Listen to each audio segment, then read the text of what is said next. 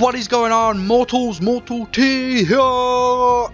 And if you watch my videos, you know that I recently deleted my single player data for the island map because I wanted a fresh start, to start from scratch, because the tier building stuff is coming and I want to get ready for it. I want a fresh start.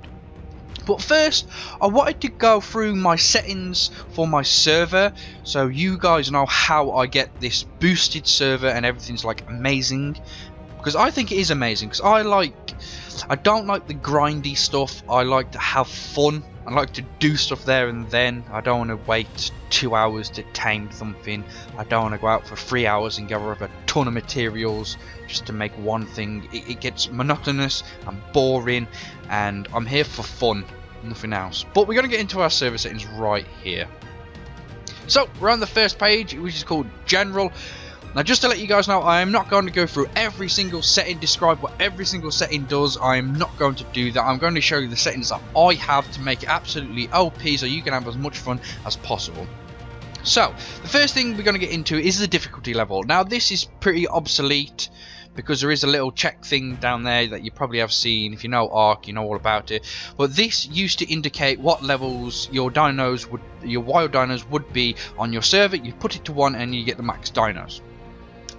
So, we'll go, but with the new update, they added this little thing here, max difficulty level, and you check that, and that means all the dinos we max, not all the dinos, but the highest the wild dinos will be able to go is 150 on every single one, because on the island and the center, the max level dinos are 150. It was 120 just on the island, but they increased that to 150, which is really cool. And most of these are self-explanatory. As you can see, if you enable them, you can do stuff and blah blah. I don't mess around with them because I only play single player and I don't need any of this. Right, now dino damage, simple pimples. How much damage are the dinos going to do to you? I've got an invite. Ha! Okay, you can go away. Player damage, blah blah blah. Structure damage, player resistance. Now, player resistance is one I use quite a lot because when I dismount off like a Bronto or something big and I hit the ground, I do not want to take full damage from that. That is absolutely stupid and idiotic. So if you put your player resistance all the way down to the bottom, like I have done right here, you will not take any full damage whatsoever. But it also means you will not take any damage from dinos. You can still drown, you can still get overheated, and you can still get frozen to death. It's not absolute god mode, but it protects you from the everyday stuff, basically. So, no fall damage, and you won't get eaten by dinosaurs. You get no damage from dinosaurs. Dino resistance. How much resistance have your dinos got to wild dinos? Structure resistance, basically the same. XP multiplier. Now this, if you want to level up really fast, you'll put this up. You can even put it higher if you want to. You can put what value you want into it. I just have it 6. It seems to be pretty good. But if I wanted to level up really quick, I'd just put it on like 10 or 20 or something, whatever you want. It's up to you.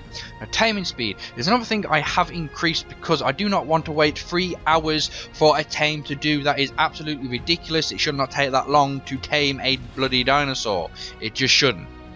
So I have put it up so the taming speed is multiplied several fold. So instead of eating like 20 kibble to tame, it'll only feed about what? Not 10, about 6 kibble or something stupid. This is mainly for PvP players, or you play on a PvE server where the dinos can attack your base. This basically means structure damage repair cooldown. It means how long do you have to wait to repair your stuff. That's all it is.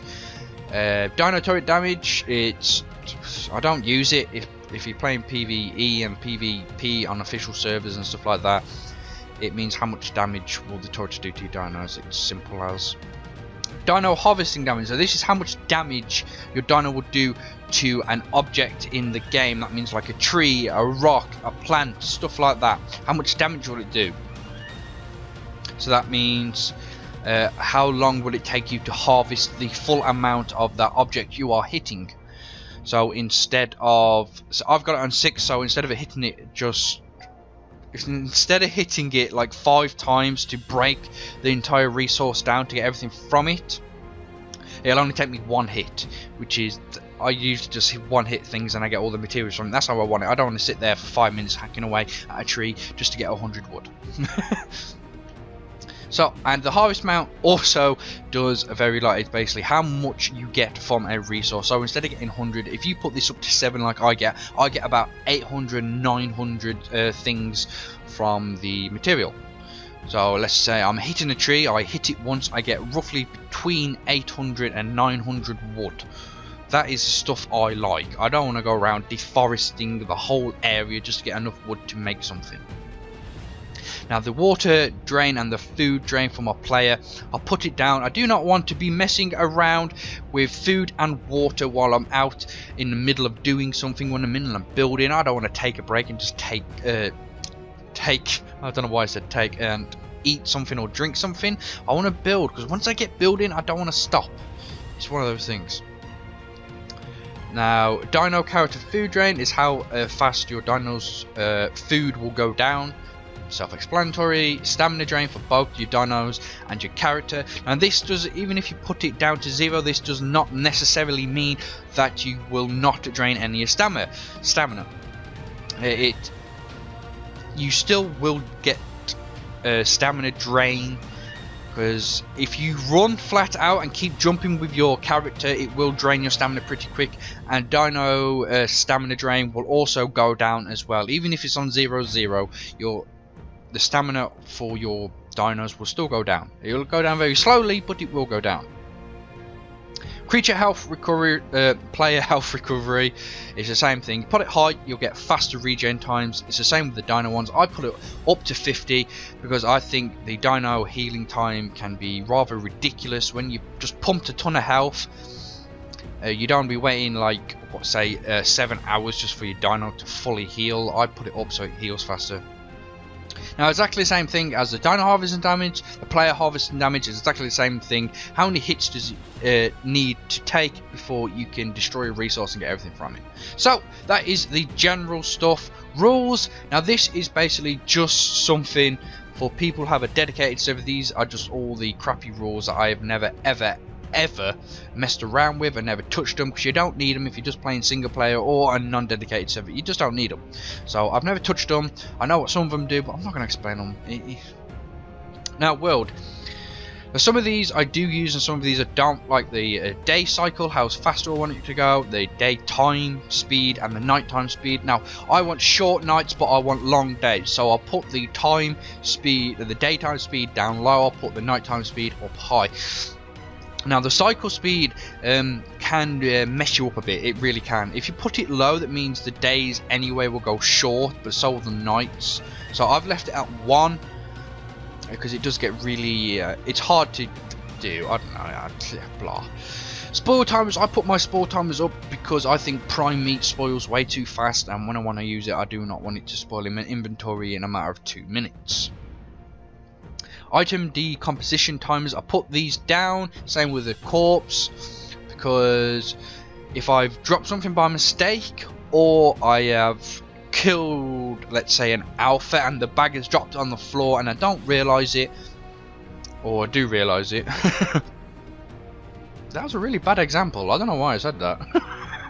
I don't know what I'm doing. Corpse decomposition timer is self-explanatory. How long does it take to decompose, to fade away into nothingness? And it's the same with the item ones. If I'm dropping an absolute ton of stuff out my inventory, just trying to chuck it away, sometimes if you drop too much it will lag you out and it can cause a bit of problem. So I put the decomposition timers low so they despawn pretty darn quickly.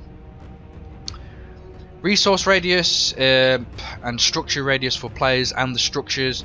Self-explanatory, how much of a radius around your character and your structures will you allow resources to respawn?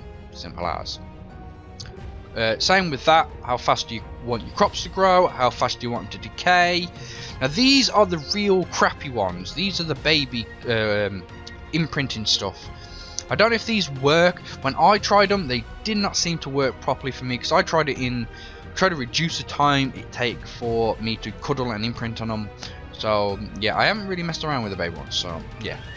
Pooping interval, how often do you want your animals to poop. I put it down because I don't like them pooping a lot, but they do seem to poop a lot anyway. I don't know what that is. Egg laying interval. How often do you want them to lay eggs? Put it down to get tons of eggs at the same time. Put it up if you don't want no eggs. Mating interval. How often can they mate between mating sessions, basically. So if you just mated your pteranodons, but you want to mate your male pteranodon with a, is it the female pteranodon with another male pteranodon, it usually has a timer, but if you put this down, you won't have any time to wait. Egg hatching speed, so when it's splanter, you put it up high like I have, your eggs will hatch pretty fast. Same with the mature speed, put it up and they'll mature really fast. Baby food consumption speed, put it high and they'll consume food really fast. Put it low and they'll consume food really slow. And harvest health, it's literally just put it down to 0 if you want to break stuff instantly. Resource respawn period. Now they put it up higher, the longer it will take for resources to respawn, the lower the opposite happens. And like I said, I don't go on with the baby crap. Now stats. Now some of these can get a bit confusing. I put everything that I want on a dino pretty high. As you can see, these are the stats for the wild dinos. So these will only affect the wild dinos at the moment. So if you put your melee damage all the way up, it means the wild dinos that are attacking you will have higher melee damage. So just be careful what you do with these. Tame dino stats per level. Like, some of these can get really confusing. I'm pretty sure one of these actually affects your tame dinos. If you increase one of these, it actually increases your tame dinos that you have now. So I don't really mess around with them too much at the moment. I've got them to where I like them, and to be honest, all these right here are pretty damn OP. My melee damage goes up a hell of a lot, the health goes up a hell of a lot, the weight goes up a hell of a lot, because they're the things I really count on, is weight, health and damage, because I don't want to be struggling with weight because it's absolutely stupid. And I want health just in case I come across a Giga or one of the alphas. I do not want to be chomped in one bite. If you've watched one of my most recent videos where I test the tech Rex saddle, you do see the dinos can still be hurt. I did get killed by a Giga on my best Rex I had. Just look at, I had a twin of that Rex and I've still got an OP Rex. But yeah, you can still get killed by stuff, even if you have like OP stats like health and stuff. But yeah, if you want, let's just say what you want in a dino. I've already said this, I want weight, stamina and melee damage. Just whack everything up on any of these and it will increase it anyway. Yeah. Now this is the new system that they added. I've never used it. I'm guessing it's for like dedicated servers that you can only allow certain engrams that you want people to learn. So the tech tier stuff is right at the bottom, so you can uncheck these if you're running a server, so no one can get too overpowered, so they can never get these. You just double click them and they de-highlight, and you double click them again and they will re-highlight. That's simple as. Now more, this is the last one. More stuff down here doesn't seem to work very well. None of this seems to work very well. I've never touched it whatsoever. Oh wait, there's one thing I have missed. Where is it? Oh, okay, right here in the rules tab. I forgot about this. In the rules tab, you want to check this box if you want to allow flyers to be able to go in caves. That is a big thing. I don't know why they add it as an option. I reckon if a bird or a flying creature can get into a cave, let them go into the cave. So back to more. Now these are the stats of your character. So if you want more weight, like I have done, I put it up to 18 because I don't want to be suffering around with weight. It's stupid. Damage, I put it up. Fortitude, I put it up. Speed, I've put mostly everything up except for food and water because I don't bother them whatsoever. I put my oxygen up because sometimes I don't really want to just make a scuba gear just to go diving for a little bit. So I just put my oxygen up. So when I pump a bit into it, it goes up quite a bit.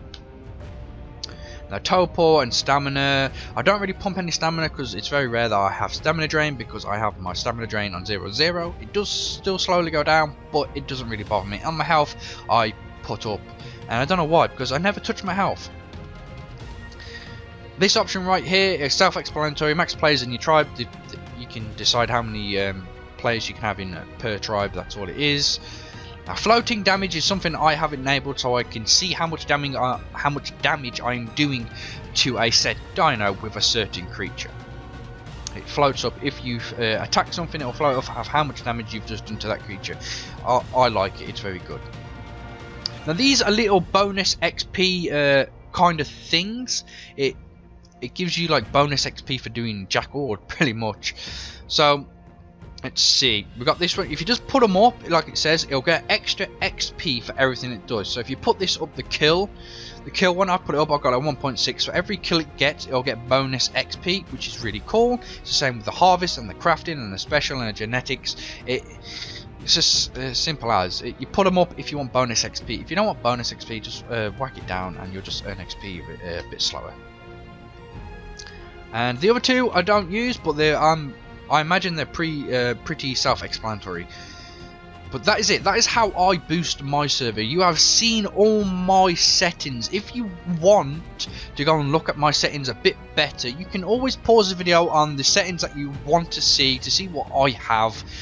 So like I said at the beginning, I like to have fun. I don't like to have a grindy, boring, crappy game. I want to go on and build and have fun and all that. I like to go exploring without any limitations. It's just me.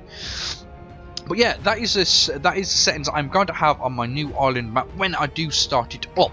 But that is going to be it, guys. So if you liked the video and you found it somewhat informative, I'm not going to say completely informative, just somewhat, because I didn't go over all of them, don't forget to show that like button, who is boss, by punching it in the face. And if you're new to the channel, don't forget to click that subscribe button. And as always, guys, don't forget to share it with your family and your friends and around the world. But that is it. I am Mortal T, and I am out.